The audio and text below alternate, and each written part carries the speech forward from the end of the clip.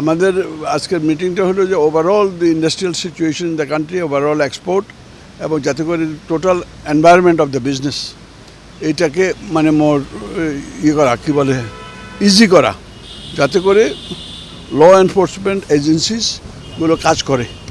তা আমাদের যখন যা প্রয়োজন সেটা যেন অ্যাভেলেবল হয়। এখনও কিন্তু হয় না, যেমন পুলিশ স্ট্রাইক করছে, মানে কি বলে ইন্ডাস্ট্রিয়াল পুলিশ স্ট্রাইক করছে। এইসব বিভিন্ন ইস্যুর উপরে আমরা বললাম যে এগুলাকে যদি তাড়াতাড়ি স্টেবিলাইজ করা যায়, আমাদের কী বলে রেল ঠিকমতো চলবে, আমাদের এক্সপোর্ট ঠিকমতো হবে, আমাদের মানে ব্যবসা বাড়বে, রিমিটেন্স বাড়বে, ফরেন এক্সচেঞ্জ বাড়বে, সব কিছু।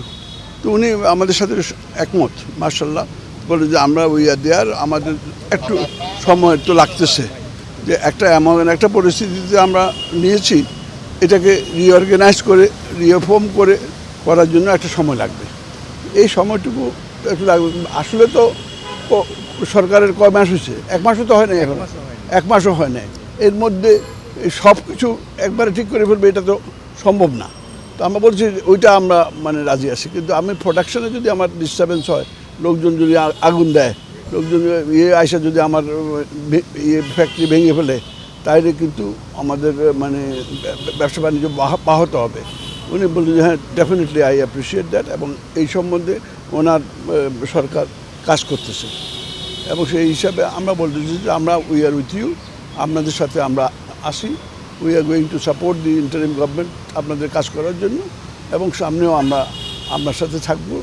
কিন্তু আমাদেরকে আমাদের কাজকর্ম ব্যবসা বাণিজ্য করার জন্য সেই পরিবেশটা একটু এনশিওর করতে হবে, যাতে করে ল এনফোর্সিং এজেন্সিসগুলো ঠিকভাবে কাজ করে।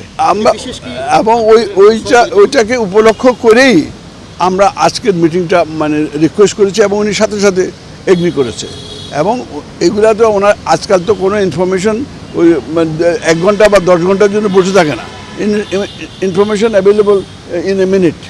তো উনি সব কিছু ওনার ইনফরমেশনে আছে, এবং উনি বললেন যে ওনার সরকার সেভাবে কাজ করতেছে। বাট যে কোনো সময় একটা এত বড় মানে কি বলে রিভলিউশনের বাংলা কি? বিপ্লব একটা একদিনে তো ঠিক হয়ে যাবে না, এটা স্বাভাবিকভাবে। তো একটু সময় তো লাগতেছে, কিন্তু আমার গায়ের উপরে এসে যখন পড়ে, তখন তো আমি অস্থির হয়ে যাই। যে আমারটা তখন আমি নিজেরটা দেখি, দেশেরটা দেখতে অতটা সময় এক্স্যাক্ট আমরা ওই কথাটাই এমফাসাইজ আমরা বলছি পুলিশকেই করতে হবে, এটা পুলিশেরই কাজ, ইন্ডাস্ট্রিতে ইন্ডাস্ট্রিয়াল পুলিশের কাজ।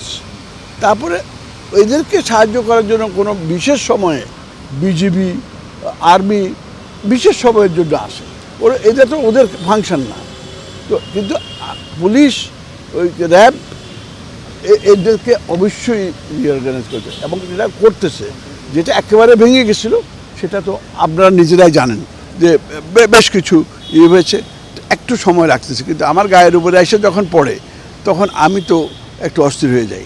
এই জন্য যেটা বললেন যে গতকালকে পরশুদিন যেভাবে আঙুল লাগাচ্ছে, এরা কিন্তু আমার কোনো শ্রমিক না, এরা বাইরের লোক, বহিরাগত। কারা এটা আমরা জানি না, কারা এটা করতেছে। এটা এমনও হতে পারে যে এই সরকারকে একটু ব্যতিব্যস্ত করার জন্য, বিব্রত করার জন্য কিছু লোক এটার পিছনে আসে, থাকতে পারে। তো আমরা বলছি যে সব দিকে আপনি দেখি বিবেচনা করে আপনার ল এনফোর্সিং এজেন্সির সাথে কথা বলেন, ওদেরকে কথা বলে ওদেরকে সেইভাবে আপনি ইনস্ট্রাকশন দেন। না, উনি definitely he has appreciated this. বলে যে এটা যে আপনারা বলছেন, আমরা কালকে ওনাকে রিকোয়েস্ট করছি, আজকে উনি 10:30টার সময় দিয়েছে। অর্থটা কি? একটা মানে হেড অফ দি গভর্নমেন্ট আপনি করলেন আর কালকেই দিয়ে দিলেন, এটা তো হয় না। সাথে সাথে মানে হি হ্যাজ এগ্রিড। তো অতএব ইজ ভেরি পজিটিভ, আমরা এই সম্বন্ধে কোনো সন্দেহ নেই। এবং আমাদের support for the interim government is there, বাংলাদেশের মানুষের সাপোর্ট ইজ দেয়ার। কিন্তু এটাকে একটু স্ট্রিমলাইন করতে সময় লাগতেছে, কিন্তু আমাদের গায়ের উপরে আসে পড়াতে আমরা একটু ব্যতিব্যস্ত হয়ে গেছি। আপনারা আমাদেরকে সাহায্য করেন।